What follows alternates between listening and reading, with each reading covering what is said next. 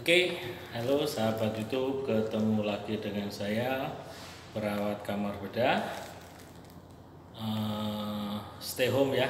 Sekarang wabah corona masih sedang berlangsung di Indonesia. Mudah-mudahan dengan stay home kita akan terbebas atau tidak terkena virus corona itu. Untuk pembahasan kali ini saya akan mencoba menyampaikan sedikit tentang penyakit yang namanya batu empedu atau istilah kerennya adalah cholelithiasis, infeksi kantung empedu. Kantung empedu itu apa sih? Kemudian posisinya di mana dan kenapa bisa terjadi infeksi atau bisa terjadi pembentukan batu? Oke. Ada sedikit ilustrasi ya. Nah, ini seperti saya contohkan ini. Ini contohnya adalah ini hati. Ini adalah hati dan ini lambung. Kelihatan nggak? Ini hati, ini lambung. Nah, terus kantong empedu itu ini saudara-saudara. Nah, ini kantong empedu di sini. Kantong empedu itu fungsinya sebagai apa? Empedu itu fungsinya sebagai apa? Empedu, cairan getah empedu itu mempunyai peran yang sangat penting bagi tubuh, yaitu dia sebagai untuk meluruhkan kolesterol. Jadi makanan yang kita makan itu kalau banyak mengandung kolesterol, yaitu nanti kolesterol biar nggak masuk ke dalam darah yang terlalu banyak, dia akan dinetralisir oleh yang namanya cairan empedu tersebut. Nah, kemudian kenapa orang kok bisa sampai terbentuk batu empedu atau terjadi cholelithiasis, infeksi kantong empedu? Ini penyebabnya adalah jadi hati nanti kalau kita makan itu makanan yang terserap di tubuh ada kolesterol dan macam-macam, terutama yang kolesterol itu akan nanti hati ini mengeluarkan kolesterol ke sini. Nanti akan masuk ke dalam kantong empedu ini cairan. Jadi cairan empedu itu dari hati masuk ke dalam kantong empedu ini, kemudian nanti akan masuk ke saluran cerna. Ini lambung, ini usus, akan masuk di sini. Fungsinya tadi ya seperti saya bilang ya untuk menetralisir lemak. Nah, untuk orang yang dietnya nggak bagus, dia banyak mengonsumsi lemak sehingga kolesterolnya tinggi, maka nanti akan terbentuk butir-butiran kolesterol yang akan menjadi batu empedu. Jadi nanti di sini akan timbul batu empedu bulat-bulat. Bentar ya, saya gambar ya. Tuh, bisa terjadi batu empedu seperti ini. Nah, masalah yang timbul adalah karena di sini ada batu, makanya cairan empedu yang harusnya mengalir ke saluran cerna ini akan tersumbat. Jadi ada batu yang menyumbat posisinya di sini, menyumbat saluran. Tuh, batunya di sini, batunya menyumbat saluran. Nah, karena batunya tersebut menyumbat saluran, maka saluran ini akan terbendung. Saluran akan terbendung, kemudian kantong empedunya ini akan semakin membesar dan menimbulkan peradangan yang disebut dengan cholelithiasis, kolesistisis, peradangan kantong empedu. Biasanya terjadi karena ada penumpukan batu. Nah, itu enggak selalu batu juga terjadi ya. Kalau misalnya batu itu belum menggumpal, nanti cairan yang harusnya encer ini nanti cairannya akan menjadi kental, sangat kental, namanya slug. Nah, kemudian gejala-gejalanya apa sih kalau kita sakit peradangan batu empedu?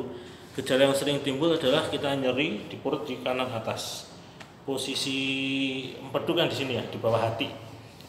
Akan terasa nyeri di perut kanan atas, kemudian bisa timbul mual, nafsu makan berkurang, kadang kencing kita berwarna hitam, coklat atau hitam. Nah, itu salah satu indikasi kita mengalami cholelithiasis atau batu empedu.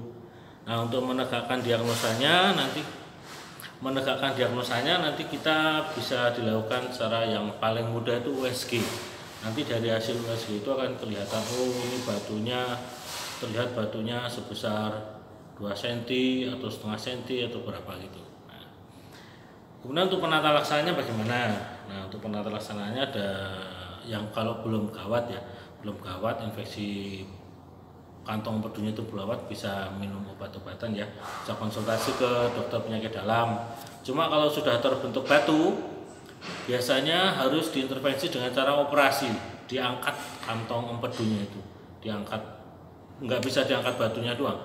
Pasti sudah, kalau udah ada batunya akan terjadi infeksi sekantong empedunya juga, akan diangkat juga nanti kantong empedunya.